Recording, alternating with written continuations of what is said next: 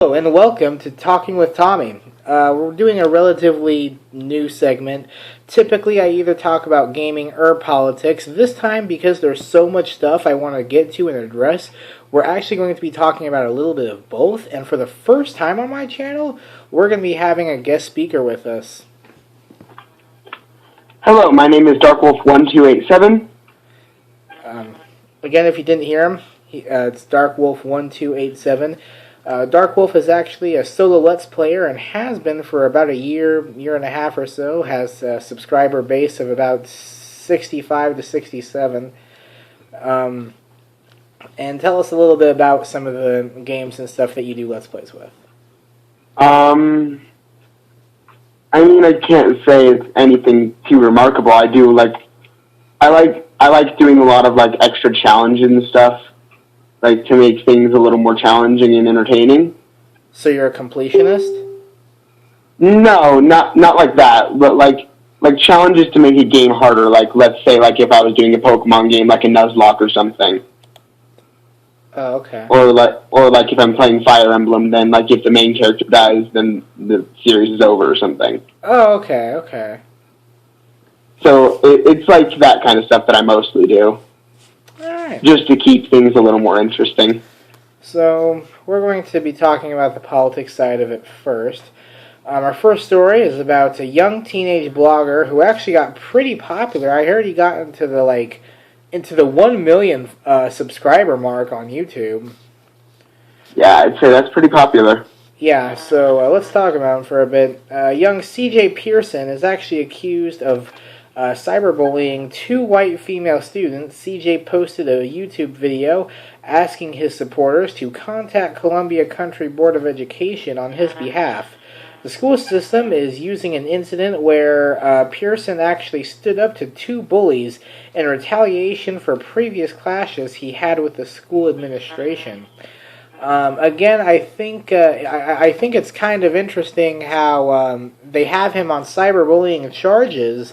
However, what he did and the situation they're using him in, it has nothing to do with cyberbullying. It has nothing to do with bullying in general. It has to do with retaliation charges, not bullying charges. Mm-hmm. What would you? Yeah, I do find that very interesting because, like you just said, he didn't what he did does not classify as cyberbullying. Right. I guess there were some rude comments made in an Instagram group chat, but I still don't think that even classifies as cyberbullying because in order for it to be cyberbullying, the offense has to be made more than once. Mm-hmm. So I really think he was sticking up for himself and not cyberbullying or even bullying. So let's go on with it. I have notes, by the way. I hope you guys don't mind. The two white girls in question were confronted for what they did for an extended period of time. The comments included sexual references towards CJ Pearson, and it eventually became too much for the kid. According to CJ Pearson, these girls were repeat offenders in bullying. Quote, when asked about, the two girls, CJ Pearson had to say, quote, these girls brutalized tons of innocent girls. Wow, that sounds to me like physical assault on other girls. Or at least very strong verbal assault. Right. That really, this really doesn't sound like he's doing anything wrong. Yeah, agreed.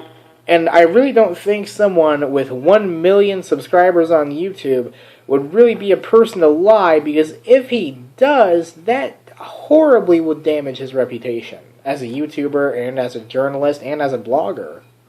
Mm-hmm. So, I don't know how or why or on what grounds the school is charging him. Yeah, your guess there is as good as mine. So, according to the post, the Instagram group chat where the messages were allegedly sent has since been deleted. Now, I actually don't know if it was by Pearson, if it was by the girls, or if it was by the school board itself, But if it was Pearson, that was a completely idiotic move on his part, because now any evidence that he might have had to defend himself is now gone. Yeah. So, anyway, let's move on. Senator Ted Cruz and John Kasich recently dropped out of the presidential election, which means that presidential candidate Donald Trump is running for the Republican nominee unopposed, which is leaving a split 50-50 mark between people who are really happy about it and really pissed off about it. Yeah. Ted Cruz and John Kasich kind of dropped out because neither of them were exactly popular, but Donald Trump isn't really too much popular, at least with the general civilian population. Yeah, I mean, sure, he's got more supporters than the two who dropped out. Of course. From what I understand. But he definitely is not the most popular candidate out there. Personally, I disagree with almost everything Donald Trump has to say. Agreed. I don't even think he's gone into too much detail as far as his political views, because when I hear him talk, it's really just make America great again and build a wall. That's all I hear. Yep. And I watch the political debates, and that's all I've been hearing. Also, I'm not really going to vote for someone who actually confused 9/11 with 7/11. Yeah, that alone seems like it should be a given to, not let him be president. Right. I mean, if you're going to confuse a major American catastrophe, such as 9/11... with a convenience store... Right. I don't know what leg you exactly have to stand on for being commander-in-chief of our country. Yeah, I would definitely agree there. In fact... and Donald Trump, I mean, he makes all these very sexist remarks towards women and how they can't be president because, once a month they'll bleed and get really angry and blah, blah, blah.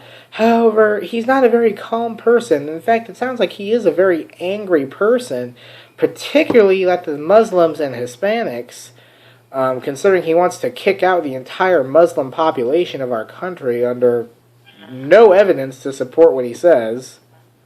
Mm-hmm. So, Hillary Clinton, Secretary of State, even went so far as to call him a loose cannon. That may be the one thing Hillary Clinton has ever said that I would agree with.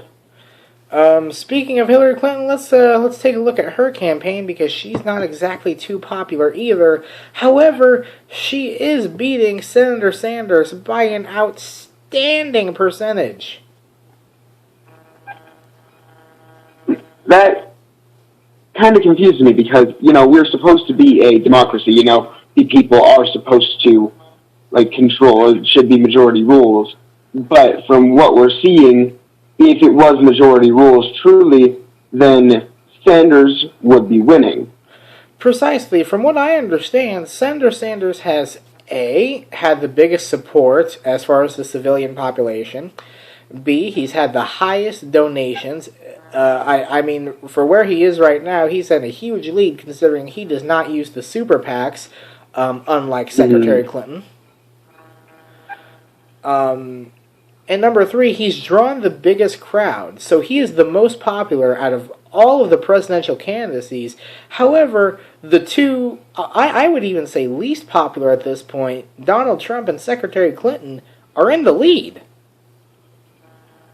Yeah, that does confuse me.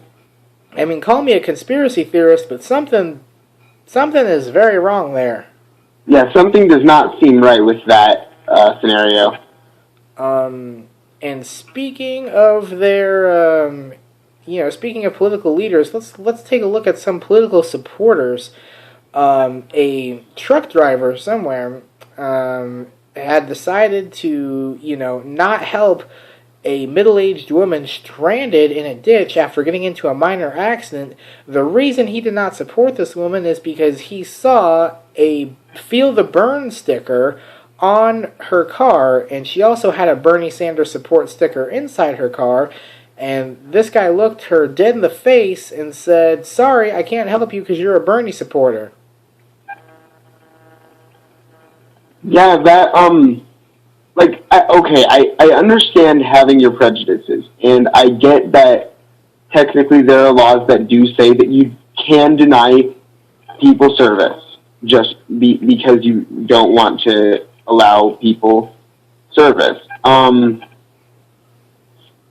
But I mean, when it gets to the point that, like someone just having a different political belief than you is unable to move because you refuse to help them, then that's an issue.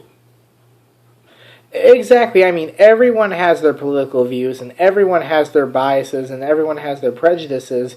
But if all of a sudden, I get shot in the street, and they're like, "Sorry, we don't do surgery on independence," like,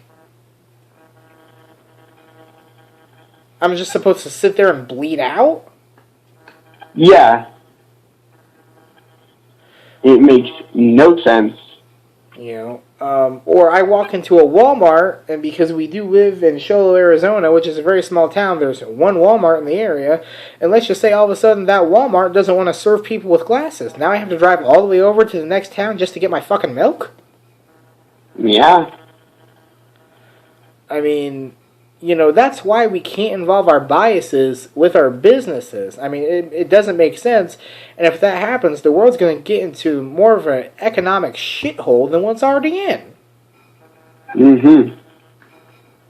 So, anyway, let's move on to a completely different topic altogether, because this is actually kind of depressing. But I guess this is also depressing as well. How YouTube has changed over the years since it started back in 2005. Now, DarkWolf, I know you had a lot to say about the subject, so I'm going to go ahead and let you talk first. Alright, so basically, YouTube used to be a site about, uploading what you wanted to the world and,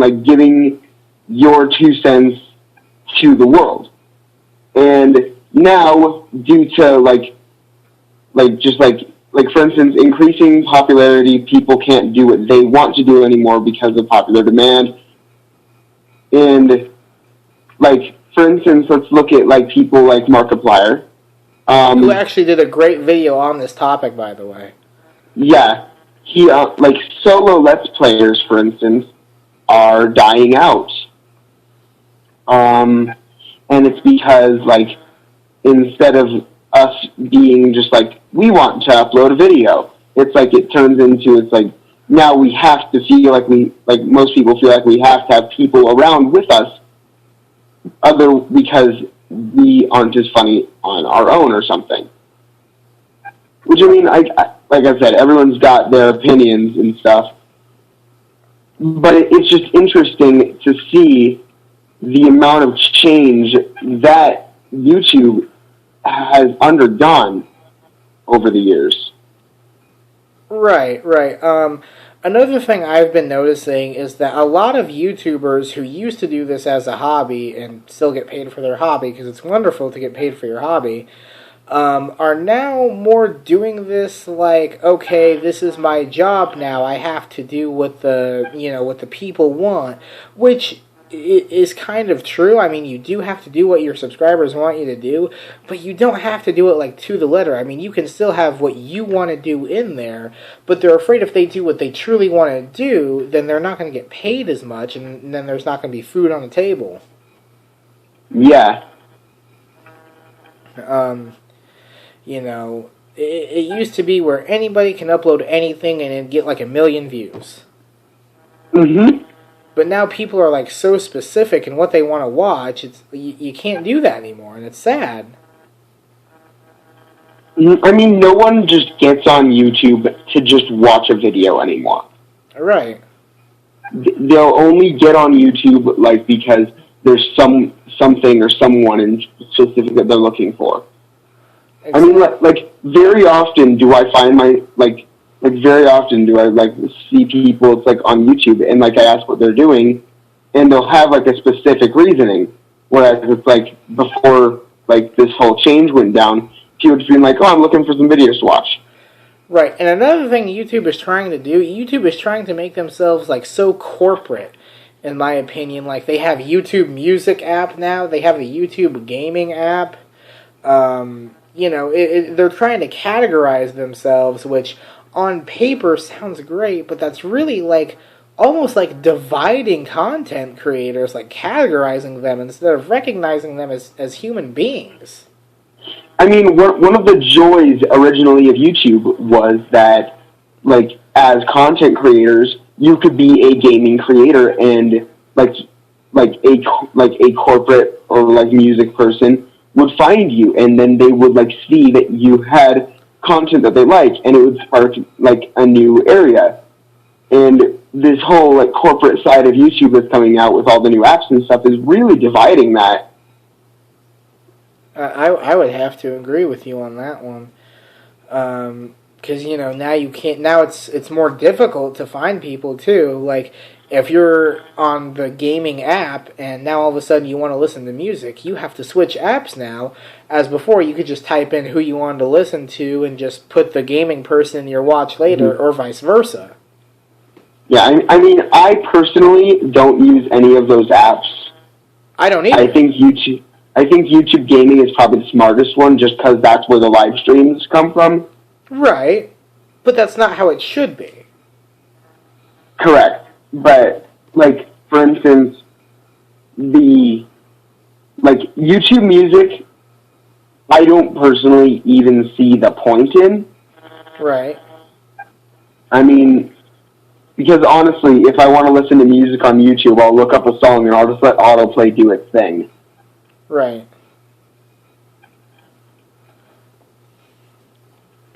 Anyway, let's move on to another story here. What I am personally disappointed in is the rise of multiplayer games and the lack thereof of story-based games. I know Overwatch just came out and people were so excited over Overwatch, and I just couldn't understand why. I actually took it upon myself to watch some gameplay of Overwatch. I haven't actually played it myself because it just doesn't seem interesting to me.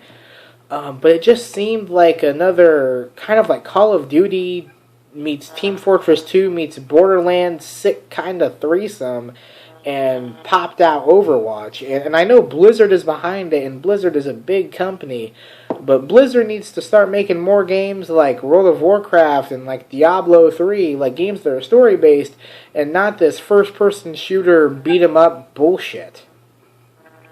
I mean, and personally, I have very similar views on this because I've never even liked first-person shooters that much. In fact, the only ones that I've ever consistently liked are the ones that are story games, like Borderlands. But it's like, so I would have to agree with you on this subject because, it's like, it's, like, for instance, like, especially with, like, new FPSs, like, when Titanfall was announced, I was actually really excited. It looked like a cool new idea for a shooter. And when it came out, no story mode. No single-player campaign or anything. Exactly. Now, it's all multiplayer now. And I mean, and I get wanting to cater to the multiplayer scene since that often becomes the most popular scene in any game. Well, the reason they're catering, in my opinion, the reason they're catering towards the multiplayer aspect of it, especially with first-person shooters, is that is typically what makes Major League Gaming standards. And let's face it, Major League Gaming makes the money. Yep. And I think they're catering more to what the businesses want and not what the fans want. Yeah, I could definitely agree with that.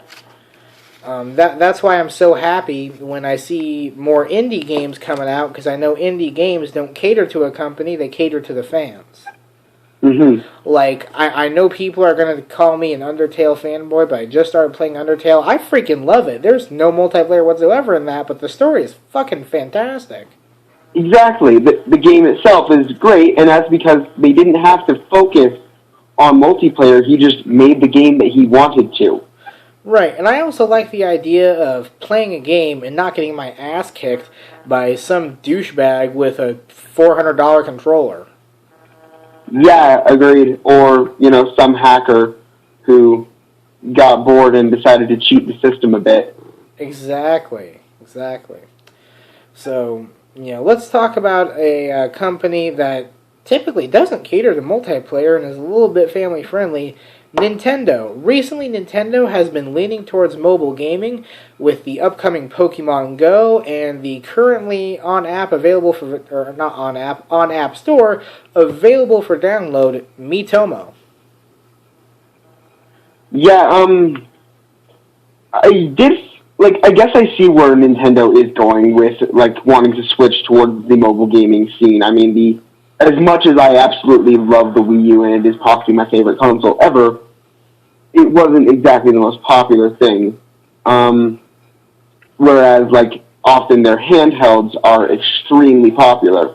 The Nintendo 3DS, the Nintendo 3DS is Nintendo's best-selling system. Yeah, and easily my favorite handheld to ever exist. Here's what I don't want to happen. I don't want the Nintendo NX to become the next Nintendo Wii flop. Because I think Nintendo, with them moving towards mobile gaming, their sales are going to be going up and up and up and up and up. Because that's what they excel at. I mean, the Nintendo 3DS put the PlayStation Vita to shame. I mean, everyone thought that the PlayStation Vita was going to be the best thing ever. Console-level graphics on handheld. My computer needs to stop making that noise. But, everyone was excited about the PlayStation Vita, but then the Nintendo 3DS came in and literally, blew it out of the water. Yeah. And I think that, in the, especially with the 3DS and stuff, Nintendo's making the right moves. Right, I mean, the indie developers... What I don't want is I don't want them to only focus on mobile gaming. I'm still excited for the NX. Some of their consoles... Well, it's funny that you bring up the NX. It's funny that you actually bring up the NX because, in my opinion, at least from what I've seen of the leaked blueprints of the NX, I think they're going to try to do some handheld console hybrid, which is what I think they tried to do with the Nintendo Wii U, but they kind of fucked that up. Well, and they didn't necessarily fuck up with the Wii U. I don't see it as that. I see that as a step in the right direction. Right. I think the NX is going to be huge, and that's because the Wii U, in reality, was a test for it. Oh, that's an interesting theory. So you're saying the Wii U is more like a test for the Nintendo NX?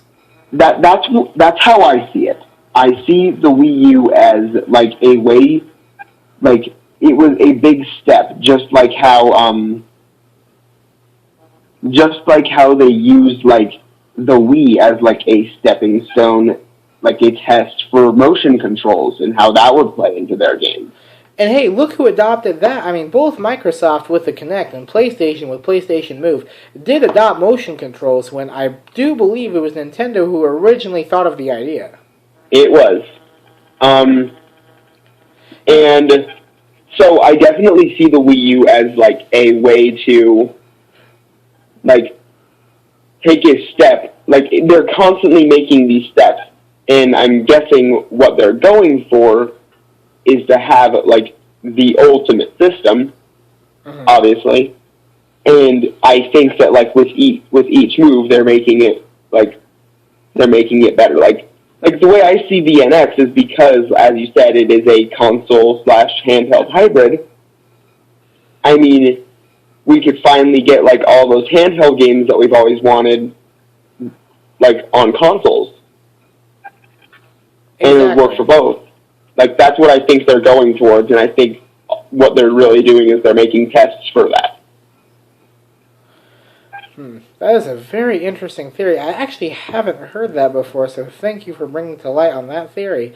Unfortunately, guys, that's all the time, or that's actually all the stories we have planned out for you today.